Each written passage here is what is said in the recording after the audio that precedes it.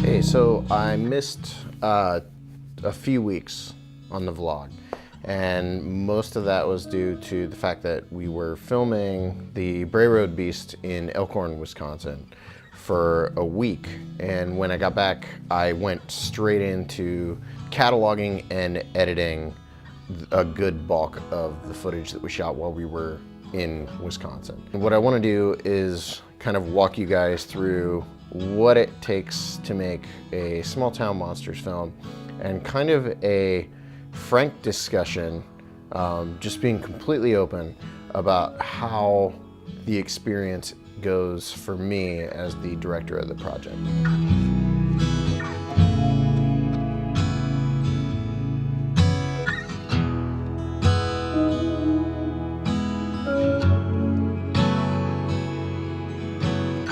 So I talk a lot on the vlog about the crew that we have and the guys that we've put together, but I haven't really introduced everyone. One of my really good friends is Mark Matsky, and Mark and his son Andy have been joining us on productions. And it's an interesting dynamic because Mark and Andy are a father and son, and Andy actually turned 15 while we were filming The Bray Road Beast.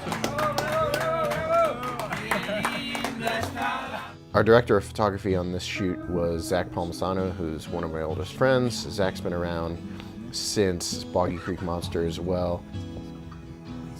On this shoot, we also had Jason Udis, who's been with us again since Boggy Creek Monster. Jason was our sound guy, so he was like in charge of recording all the sound for interviews. The sound on this one's gonna be the best it's ever been on one of our projects, and a huge part of that is Jason. On this shoot, we were joined by Santino Vitali, and Santino actually helped a little bit on some of the recreations that we shot for the Flatwoods Monster movie. He stepped in a major way and kind of acted as a second camera operator, but he also helped a lot with the lighting and stuff like that. We were in Elkhorn, Wisconsin from Monday through Saturday, and on Thursday, Brandon Dalo joined us in Wisconsin. He flew in from LA, and as usual, he was helping with sound. But more than anything, it was just cool to have Brandon there as part of the team, because Brandon's the oldest remaining crew member, going all the way back to Minerva Monster 4 years ago. It's just a remote. So Sitting in for a lighting test. Yeah. Still swiping. Not finding nothing. One thing that's really important about any shoot is that you're gathering a team of guys who are infinitely more talented than you. And I've talked about this before, but these guys are exceptionally talented. Everyone on the team is helping in a major way. That kind of led to one of the first strange experiences for me on the shoot, and that was almost feeling like I didn't have a place on the shoot. And I'm not sure if that's common. For me, it was the fact that Santino and Zach were so good at what they were doing with the camera work that I didn't even really need to step in and try to help. So that was a unique experience for me. What it did was lead me to have more time to kind of focus on putting together our interviews and thinking about what we needed to be shooting that day. In a way, I felt like I almost wasn't contributing enough to the shoot overall. In the end, the movie looks better than any movie we've ever made, so maybe that was a good thing.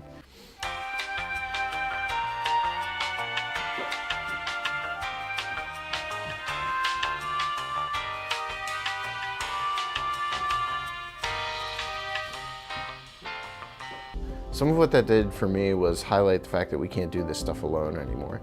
Early on with the Small Town Monsters movies, there was much more of like a run and gun, guerrilla filmmaking style that suited what we were doing then. But as we've gone on, each film has kind of gone further toward this cinematic style of filmmaking, and our movies straddle the line between, or at least we try to straddle the line between, like a horror movie and a documentary.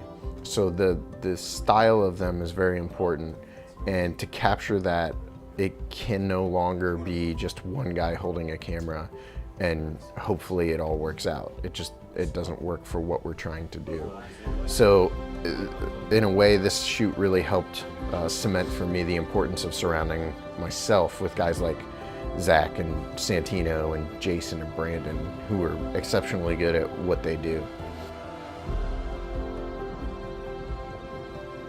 Something else that's really important about these shoots is the way we schedule them. It's very important that we schedule things out in a way so people aren't completely drained by like day 3. Typically, the back half of the shoot is where a lot of the work comes in, and on this one, we actually scheduled our 2 first days to be sort of very important B-roll days. So what that meant was there was a lot of traveling and shooting, and we worked 14 hours. The first 2 days were exceptionally difficult and very long. But what that meant was by Thursday, we could take it easy in the afternoon, and it ended up being a lighter workday. I think it was 6 to 8 hour workday. If you're doing a shoot like this, where you're putting together an entire movie and you're in another state or whatever, you've traveled to a location, you're going to be there for X amount of time. Make sure you're very aware of the schedule and that you don't completely wear the crew out. Like, that's something that we've been picking up with each project, and with this one I think we finally kind of nailed the scheduling of it. It's on that camera, so it's going to be pretty noticeable. As the director, it's a huge part of your job to keep morale up. Thankfully, I've kind of lucked out with our films because I'm surrounded by guys that I've known forever. It's definitely important that you're not showing your frustration and mental fatigue every second of the day, because it can wear the people that are around you down. Having said that, understand that as the director, at some point, you're probably gonna have a mental collapse. Maybe try to do that in a private space where you're alone. When we finished filming Boggy Creek Monster, I remember on the drive back, we were already reminiscing about the shoot. By the time the next week had rolled around and the shoot was over and everyone had gone back to their normal lives, we were all texting each other about how much we missed being together and filming. This shoot was very similar. By the time we were on our way home, I already missed the daily grind of like waking up, setting up for a shoot, shooting interviews, B-roll, all that stuff. Like, you just start to miss it. While you're on the shoot, you're gonna be exhausted and drained, and you're gonna be hungry. You might be cold or hot, depending on where you are. After it's all over, there's this weird experience that we always compare it to like summer camp, where you just miss everything. Even if while it was going on you thought you were miserable, you're going to miss it when it's over. And that kind of brings me to my last point, which is just to enjoy the time that you're filming or editing or whatever it is. Enjoy making movies with your friends, because this stuff is extremely fluid. Indie film is extremely fluid. Your crew is going to change eventually. It's not always going to be the exact same crew.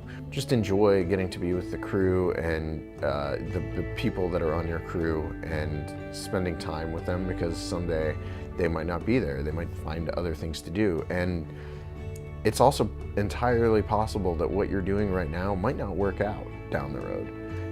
Like I said, indie film is extremely fluid and nothing is guaranteed.